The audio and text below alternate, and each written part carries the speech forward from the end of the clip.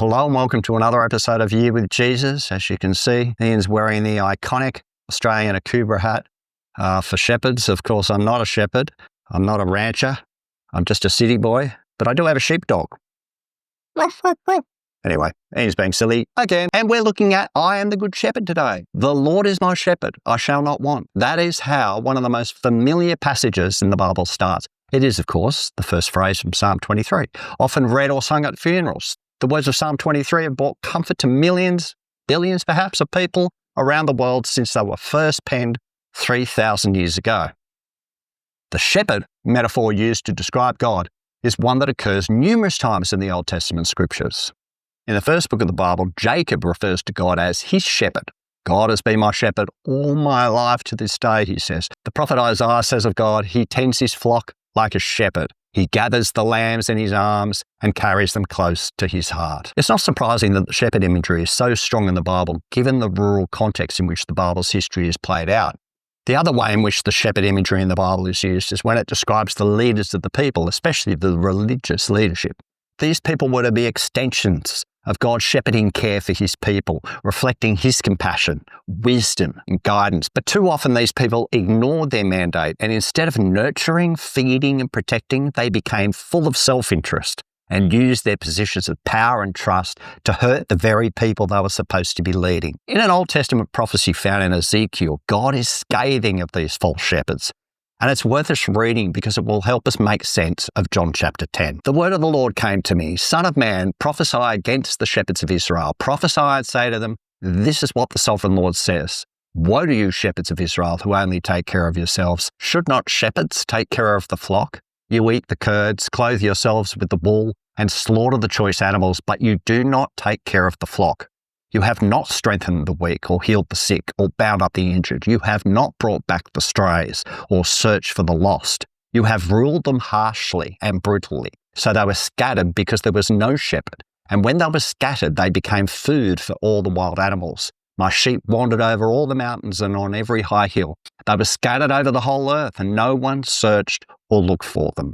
Therefore, you shepherds, hear the word of the Lord. As surely as I live, declares the sovereign Lord, because my flock lacks a shepherd, and so has been plundered and has become food for all the wild animals, and because my shepherds did not search for my flock, but cared for themselves rather than for the flock, therefore you shepherds, hear the word of the Lord.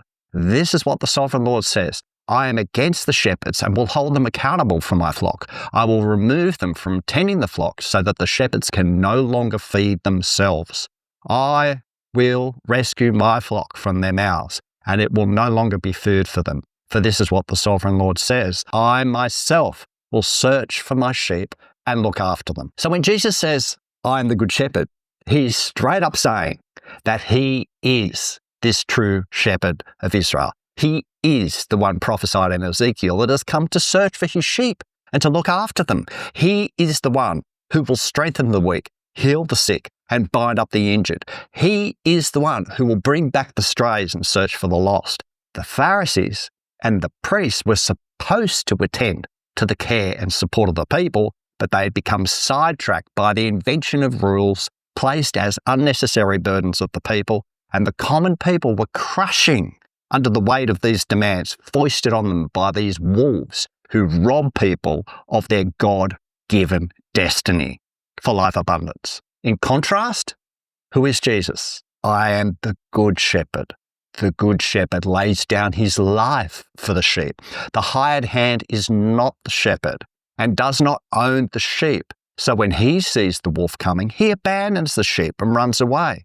Then the wolf attacks the flock and scatters it. The man runs away because he is a hired hand and cares nothing for the sheep. I am the good shepherd. I know my sheep, and my sheep know me. Just as the Father knows me, and I know the Father, and I lay down my life for the sheep. I have other sheep that are not of this sheep pen. I must bring them also. They too will listen to my voice, and there shall be one flock and one shepherd. The reason my Father loves me is that I lay down my life only to take it up again. No one takes it from me, but I lay it down of my own accord. I have authority to lay it down and authority to take it up again. This command I received from my Father. Wow, you and I have a good shepherd. And how do we know he's a good shepherd? He's the one that has laid down his life for us, his sheep. If you haven't listened to the previous episode, I encourage you to go back and listen to my explanation of Jesus as the door or the gate. I go into detail about how good shepherds would lay across the entrance to sheep pens in the open country in order to protect the sheep. There was no gate or door for these sheep pens. These shepherds were the door, laying down their bodies for the sheep. And you know what? If Jesus is that good that he would ultimately lay down his life for us in death, then we can have a high degree of confidence that the resurrected Jesus will look after us in life. As the psalmist says, even though I go through the valley of the shadow of death, I will fear no evil, for you are with me. Your rod and your staff, they comfort me. The Good Shepherd does not eliminate our hardship. And let's be honest, some people seem to go through incredible pain and trials in this life. But if we can know that he is there with us in the valley, and that in time he will lead us out of the valley and out of the darkness into his light, and he promises to sustain us in those times of difficulty with his wonderful abundance.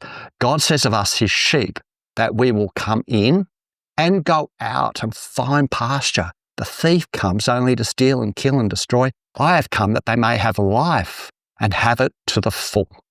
The writer of Psalm 23 talks about us as being led into green pastures and guided beside still waters. This good shepherd restores our soul. He anoints our head with oil and gives us an overflowing cup. This is the abundant life that Jesus promises. It is a life where the knowledge and experience of his presence is 24/7. It is a life where we receive leadership from him and guidance through life. It is a life where, despite being surrounded by evil, we will not fear. It is a life where, regardless of whatever hurt, disappointment, darkness, or confusion may have threatened to overwhelm us, he will be there to lead us through and demonstrate his goodness towards us. Surely his goodness and love will follow you all the days of your life, and you will dwell in the house of the Lord forever. He is indeed a good shepherd, a very good shepherd. I've put together a slideshow using pictures taken in the Holy Land in the early 1900s, together with a beautiful song based on Psalm 23. Enjoy, and see you in the next episode.